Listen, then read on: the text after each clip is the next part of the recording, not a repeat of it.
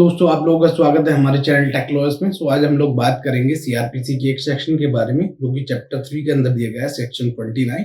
और इसके साथ ही हम लोग चैप्टर 19 की भी बात करेंगे सीआरपीसी की। आज हम लोग ये चीजें डिस्कस करेंगे कि जो मजिस्ट्रेट होते हैं, जुडिशियल मजिस्ट्रेट, उनकी क्या पावर होती है। Like you can see in under section 29 of the CrPC.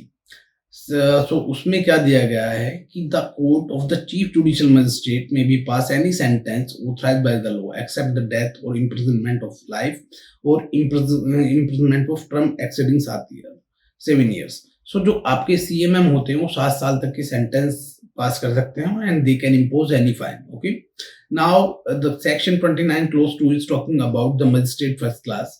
और मजिस्ट्रेट फर्स्ट क्लास में भी pass any sentence not exceeding 3 years और फाइन नॉट एक्सीडिंग 10,000 और बोथ। जो आपके जो आपकी मजिस्ट्रेट फर्स्ट क्लास होते हैं वो आपके 3 साल तक की सजा पास कर सकते हैं और 10,000 तक का वो फाइन लगा सकते हैं। And the magistrate second class में pass the sentence not exceeding 1 year और फाइन नॉट एक्सीडिंग 5,000 और बोथ। और जो मजिस्ट्रेट सेकंड क्लास है वो आपकी 1 साल तक की सेंटेंस पास कर सकते हैं और 5,000 तक का फाइन इम्पोज कर सकते हैं। एंड हम लोग अब बात कर लेते हैं ट्रायल जो आपका चलेगा किसी भी कोर्ट में, ट्रायल बिफोर द एमएम यानी कि magistrate court in the warrant case. Okay, ये वारंट केस के लिए ही हम बात करेंगे जो कि दिया गया है चैप्टर 19 में। और अगर हम बात करेंगे बीएनएसएस में, वो दिया गया है चैप्टर 20 में। दोनों का एक कंपैरिजन भी हम लोग देख लेंगे और समझ लेंगे कि क्या कंपैरिजन है दोनों में।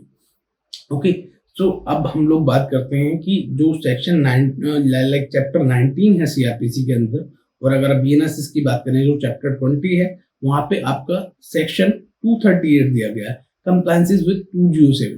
जो 230 है उसमें बस ये बात की गई है कि जो चैप्टर आपकी जो 207 की प्रोसीडिंग है उसको कंप्लाई करेंगे मजिस्ट्रेट अंडर सेक्शन 238।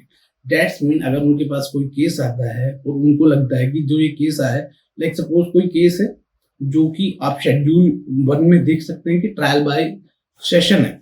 इस केस में मजिस्ट्रेट क्या करेगा, उस मैटर को कमेंस करेगा, 207 की प्रोसीडिंग कंप्लीट करेगा और उनको कमेंस कर देगा, कमिट कर देगा केस को और मजिस्ट्रेट के पास में भेज देगा। लाइक मजिस्ट्रेट सेशन को रेफर कर देगा, सेशन को भेज देगा वो केस, ओके, कमिट करके।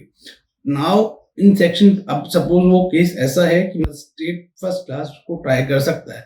मजिस्ट्रेट क्या करेगा उसके बाद में, when accused shell be discharge, और उसको 207 की प्रोसीडिंग उसने पूरी की under section 238, comply with the 207। Like जो उसने कंप्लायंसेस थी 207 में, 207 में क्या होता है कि अक्यूज पर्सन को चार्जशीट दी जाती है। अब suppose that is FR, final report, और उसमें उनको देख के लगता है एफआर में, पुलिस की रिपोर्ट में, कि there is no charge made against the accused person, कि अक्यूज पर्सन के अगेंस्ट ऑफेंस मेड आउट नहीं हो रहा है।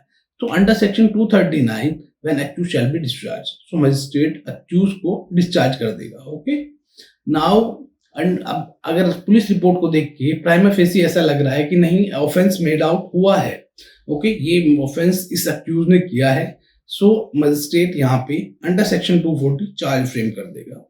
ओके, चार्ज फ्रेम करने के बाद में अंडर सेक्शन 240 सीआरपीसी मजिस्ट्रेट फिर उसके बाद में अगर सपोज चार्ज फ्रेम नहीं हुए हैं और अक्यूज से पूछेगा कि भाई आपको इस केस में आपके अगेंस्ट ये चार्जेस बन रहे हैं, क्या आप केस लड़ना चाहते हैं या आप प्ली गिल्टी कर रहे हैं। आप अगर प्ली गिल्टी नहीं कर रहे हैं, आप अपनी गलती मानते हैं, तो अगर ऑफेंडर कहता है कि नहीं सर मैं प्ली गिल्टी कर रहा हूँ, मैंने ऑफेंस किया है, तो उसके बिहाफ पे रीजनिंग दे करके, रीजन नोट करके उसको प्ली गिल्टी के बाद में कन्विक्ट कर देगा। अगर वो बोल रहा है नहीं नहीं मैंने ऑफेंस नहीं किया है and I want trial, charge frame करने के बाद में एविडेंस ऑफ द प्रोसिक्यूशन के लिए अंडर सेक्शन 240 स्टार्ट हो जाएगा अपने ट्रायल। और अंडर सेक्शन 242 आपकी जो प्रोसिक्यूशन है वो अपने एविडेंस रिकॉर्ड कराएंगे। Then after that under section 243 defence अपने एविडेंस रिकॉर्ड कराएंगे, राइट। अब डिफेंस ने अपने रिकॉर्ड करा दिए एविडेंस, और ये सारे केस जो हम बात कर रहे हैं under section 238 to 243, this is based on the police report, की पुलिस रिपोर्ट फाइल हुई है, पुलिस ने अपनी फाइनल चार्जशीट फाइल की। 238 में कंप्लायंसेस 207 की कंप्लायंसेस चार्जशीट आपके अक्यूज को सप्लाई कर दी गई। देन अक्यूज अगर प्राइमा फेसी लग रहा है कि कोई चार्ज बन नहीं रहे हैं अक्यूज के अगेंस्ट, तो उसको डिस्चार्ज कर देंगे। अगर लग रहा है कि चार्ज बन रहे हैं तो 240 में उसके अगेंस्ट चार्ज फ्रेम कर देंगे, उससे पूछेंगे। अगर वो कन्फ्यूजन कर देता है भैया हाँ मैंने ऑफेंस किया है, प्ली गिल्टी कर रहा है, तो उसका रिकॉर्ड करके और उसमें उसको कन्विक्ट कर देंगे।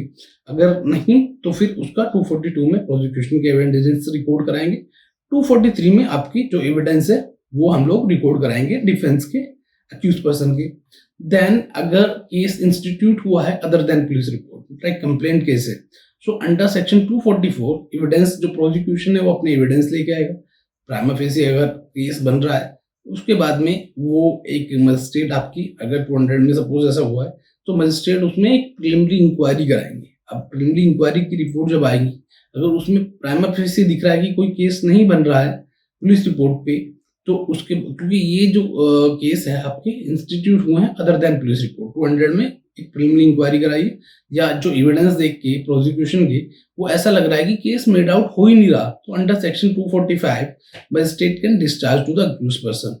अब अगर ऐसा लग रहा है प्राइमा फेसी नहीं there is a case made out and there is a offence which is made out, तो अंडर सेक्शन 246 अगर डिस्चार्ज नहीं बन रहा, not discharge to the accused person, then उसमें इन्वेस्टिगेट कराएंगे। एंड 247 में आपका जो डिफेंस है अक्यूज पर्सन अपने डिफेंस में अपने एविडेंस प्रोड्यूस कराएगा। देन उसके बाद में अंडर सेक्शन 2 अब इसको कंक्लूड करेंगे कि अंडर सेक्शन 248 या तो उसमें उसका एक्विटल होगा या कन्विक्शन होगा। अगर एक्विटल हुआ है तो भी अपना हम लोग जजमेंट पास कर देंगे जज साहब, मजिस्ट्रेट साहब। अगर जजमेंट लाइक एक्विटल हुआ है तो भी, और अगर कन्विक्शन हुआ तो वो कन्विक्शन पास कर देंगे, सेंटेंस पास कर देंगे कि भैया इसके अगेंस्ट इसने ये ऑफेंस किया है। प्राइमा फेसी और जो एविडेंस लाइक देखने के बाद हमें लगता है इसने ऑफेंस किया है, एंड देन अपनी रीजनिंग नोट करा के वो जजमेंट पास कर देंगे और उसका कन्विक्शन कर देंगे। अब 249 में एब्सेंस ऑफ द कंप्लेंट, अगर कोई आदमी है उसने कंप्लेंट की और अपने आप ही नहीं आ रहा है, तो in that case in pretty like छोटे ऑफेंस हैं, so absence of the complaint magistrate साहब उसकी जो कंप्लेंट है उसको डिसमिस कर सकते हैं।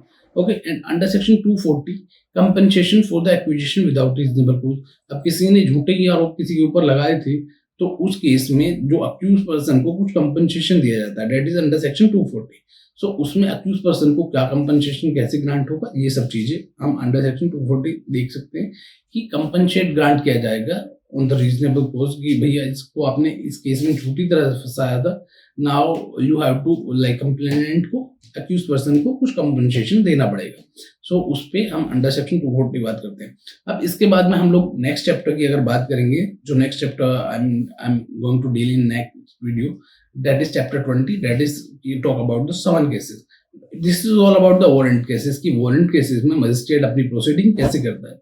सो if you like the video please like it, comment, share, subscribe the channel. Thank you for watching.